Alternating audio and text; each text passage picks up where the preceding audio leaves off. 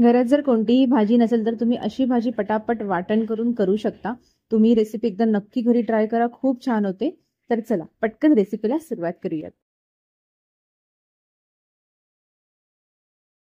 आता सर्वात पहिले आपल्याला काय करायचंय, हे मी कॅप्सिकम बारीक चिरून घेतले होते, म्हणजे याचे स्क्वेअर असे कट करून घेतले होते। कॅप्सिकम आणि आपला ऑनियन हे सर्व आपल्याला तेलामधून थोडंसं फ्राय करून घ्यायचे, जेणेकरून आपल्या भाज्यांना छान प्रकारे असा फ्लेवर येईल। तर हे मी छान असं मस्त 1 ते 2 मिनिटं मीडियम फ्लेम वरती फ्राय करून घेते। हे बघा आपले कॅप्सिकम जे आहेत ते छान फ्राय झालेले आहेत। आता मी गॅस बंद करून ह्याला एका प्लेटमध्ये काढून घेते। आता त्याच तेलामध्ये मी इथे टोमॅटो, कांदा आणि 2-3 मिरच्या घेतल्यात, त्या आपण छान फ्राय करून घ्यायचे। ह्याच्यामध्ये तुम्ही अद्रक, लसूण ते पण टाकू शकता, पण मी इथे पेस्ट यूज करणार आहे अद्रक लसूणची।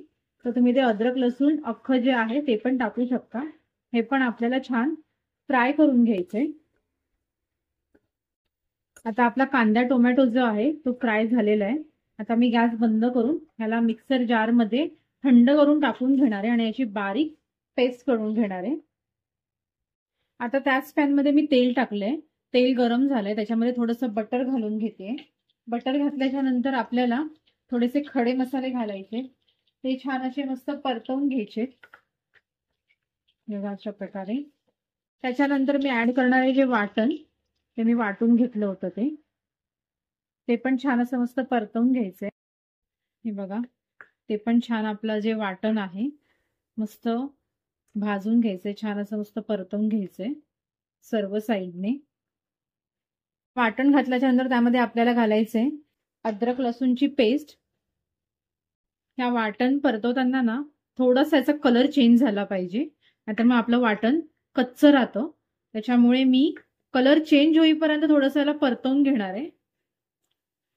हे बघा आपल्या वाटणाचा कलर जो आहे ना तो चेंज झालाय। आता आपण याच्यामध्ये मसाले घालून घेऊया। थोडीशी धना जिरा पावडर, त्यानंतर हळद, त्यानंतर लाल मिरची पावडर आणि थोडीशी काश्मीरी पावडर। हे सर्व मसाले छान असे परतवून घ्यायचे। हे बघा मसाले छान परतवून झाले, आपल्या मसाल्यांना कलर पण छान आलाय। त्यानंतर त्याच्यामध्ये मी घालते 1 ते 1.5 चमचा दही। तर हे पण छान असं मस्त मिक्स करून घ्यायचंय। हे बघा अशा प्रकारे हे असं 1 मिनिट होऊ द्यायचंय छान गॅसवरती। तुम्हाला गॅस लोच ठेवायचंय। हे बघा आपले दही मसाले जे आहेत ना ते छान असे मस्त परतवून झालेत। आता त्याच्यामध्ये आपण घालणार आहे आपले फ्राय केलेले कॅप्सिकम आणि कांदा।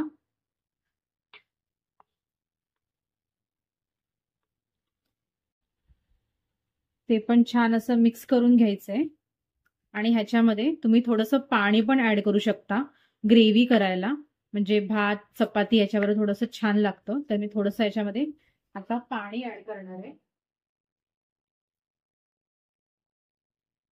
एकदम थोडंसंच ऍड करायचंय। हे बघा आपलं कॅप्सिकम जे आहे ते अजून हिरवं हिरवं दिसतंय तुम्हाला, ते थोडंसं शिजायला लागलं की त्याचा कलर चेंज होतो, म्हणजे आपलं कॅप्सिकम जे आहे ते रेडी। चवीपुरतं मीठ घालूया, त्याच्यानंतर बारीक चिरलेली थोडीशी कोथिंबीर, थोडी कोथिंबीर मी नंतर रेडी झाल्यावरती सर्विंग करता ठेवलेली आहे। आता हे आपण झाकण लावून 5 मिनिटं याला शिजू देऊया। 5 मिनिटं झालेली आहेत आता।